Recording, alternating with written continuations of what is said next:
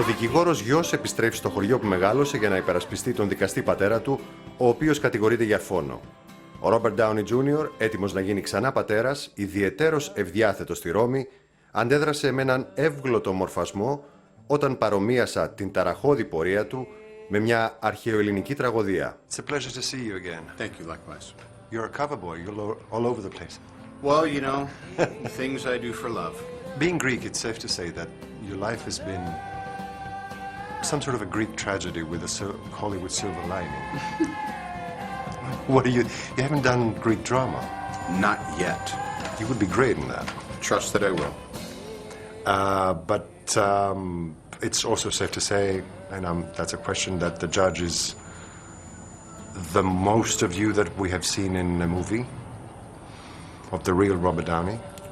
Well, you know, I play Hank Palmer, and that's my job is to, you know, some actors seems like they're only ever playing themselves. People associated me with Tony Stark when I'm like him, but I'm certainly not him. Hank reminds me more of people that I know. They're not necessarily Americans. They could be from the Mediterranean or the East or whatever, but they're people who had a family tradition of what their job was, and they had a difficult relationship with a family member, and something happened where they had to go hug the cactus. They had to go eat it. They had to go show up when they didn't want to and do something that was very emotionally dangerous for them to do. And once they did it, they felt a little bit of salvation. It's funny too, because yesterday someone was saying this is like a Greek play. This is like, there's aspects of this story that are like that. And what we wanted was to try to do something natural that was entertaining, that had some wit in it, had drama, but also really felt epic. What would you say has been the defining moment between your father and you?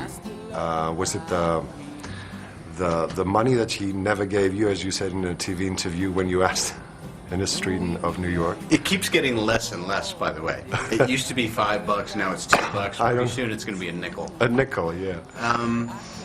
I don't know. I mean, honestly, it's, you know, when a journalist jumps on a moment in time and they give you an exploded view, you want to kind of go, yeah, that was a big deal. I mean, you know, neither of us really remembered that moment a week later, but it becomes part of history.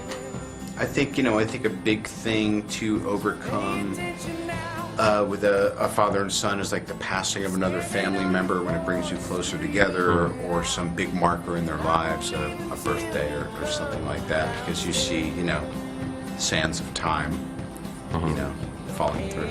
And do you believe that parenthood is a miracle? I think that childbirth is a miracle and parenting is an obstacle course. But you have to work really hard. Yeah, sure you do. I know. Excuse me, my 13-year-old son keeps asking. Yes. And you keep getting so evasive about... Yes, I do. The Marvel thing. He said so many things to come, but not exactly. Not an answer yet? I bet that sooner than later, when they tell me it's time to say, I will.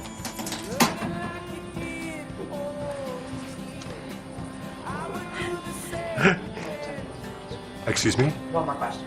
Thank you very much. You know, you see? It's not my fault. That was your answer. Team Downey has so many things coming up, as you said, Perry Mason and other projects that you work on. Do you agree with your wife all the time? I mean, what's the trick? Because it's so... Right. Well, I mean, the trick is for the marriage, you have to be more agreeable sometimes, and then you have to stand your ground. And for the work, you know, I have to trust her creatively, but, you know, ultimately we give each other a lot of leeway, and we don't play roles. It's not like she's the organized one and I'm the crazy, you know, whatever.